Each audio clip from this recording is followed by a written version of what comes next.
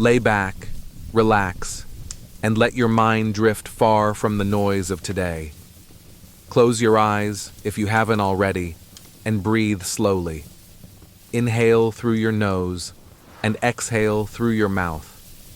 Let's travel back to a world before electricity, before supermarkets, before smartphones and cars.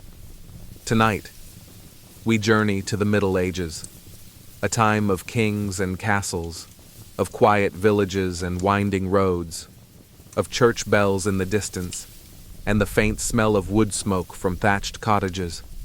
But not everything was as simple as it seems. Even in those rustic villages, there were rules. Some rules made sense, some didn't. And among the strangest were the laws about color.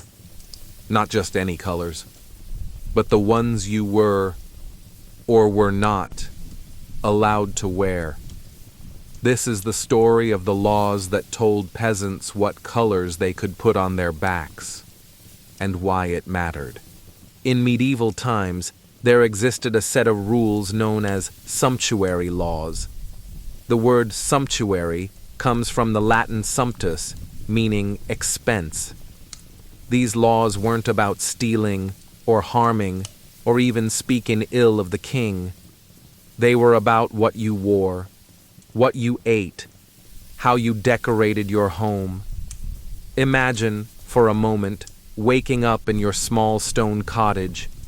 You pull your plain linen shirt over your head, tie on your coarse woolen trousers, and wrap a leather cord around your waist. But as you reach for a colorful scarf your cousin gave you, you pause. You remember the town crier's announcement the week before. Only merchants and their families may wear scarlet. That scarf? Forbidden. Against the law. Sumptuary laws were made to maintain the social order. The rich dressed richly, the poor dressed plainly, and the line was never to be crossed. These laws dictated not just colors, but fabrics, jewels, even the shape of your hat. Colors were more than decoration in medieval society. They were powerful symbols. They told a story about who you were and who you were not. Purple, for instance, was the color of royalty.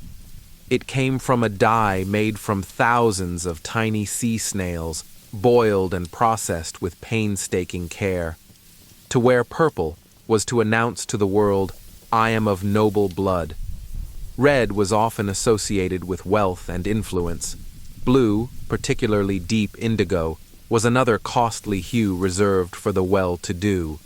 If a commoner were to wear these colors, it wasn't just frowned upon.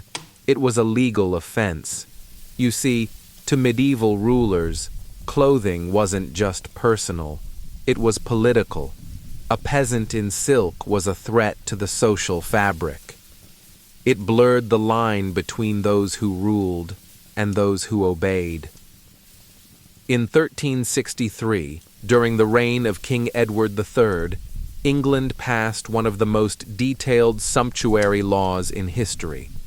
It divided society into rigid classes based on income, title, and occupation, and assigned clothing rules accordingly. If you earned less than £2 a year, you were forbidden from wearing cloth that cost more than a certain amount per yard. Fur was out of the question. Silk? Unthinkable. And colors? You could wear brown, beige, muddy green, earth tones that blended you with the soil you worked. Artisans, merchants, knights, and nobles had their own regulations too. Each rank wore their wealth visibly, legally, and proudly. Tailors were required to enforce the law. If they made a garment too fine for a client's class, they could face punishment themselves. The church also had a say in what people wore. In many towns, religious leaders declared bright colors to be prideful, even sinful. Humble dress was encouraged. Wearing somber tones, rough fabrics, and modest garments was a sign of virtue.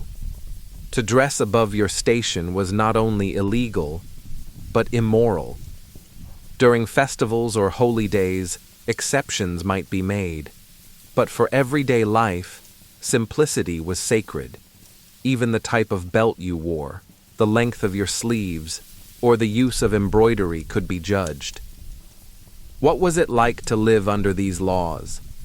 Imagine walking through a market square. You see nobles with velvet cloaks in deep burgundy, trimmed with fox fur, their boots polished, their rings glittering. And you? You wear wool, faded by the sun, and a belt of rope. You pass the fabric seller, and your eye lingers on a bolt of deep blue. For a moment, you wonder what it would feel like to wear such a color, but you turn away. You know the law, and the watchmen are never far. Still, some tried to bend the rules.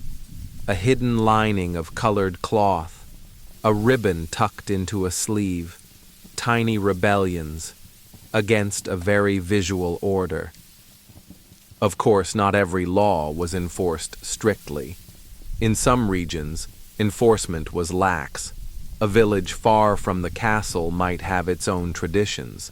If a lord was lenient, peasants might wear a touch of color without fear. But if a visiting noble or royal tax officer passed through, trouble could follow. Contradictions were everywhere. A wealthy merchant might wear richer clothes than a minor noble. But by law, the noble had more rights. Sumptuary laws tried to keep order, but society was changing. Wealth was growing in the towns. Merchants were rising, and the clothes told the story before anyone spoke a word. By the 1600s, many of these laws began to fade.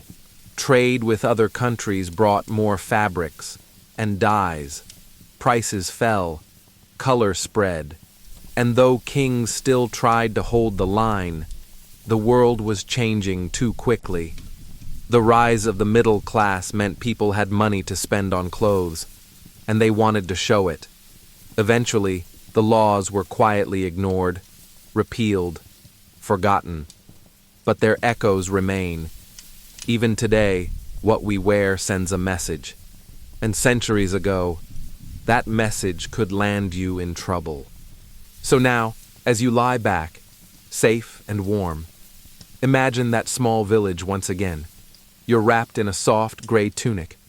The fire crackles. A candle flickers. Outside, the stars glow above a quiet field. You've worked all day, dug the earth, carried water, and now you rest, not worrying about color or law, just the sound of the wind and the hush of night. Thank you for joining me. Sleep well, and let history watch over you tonight.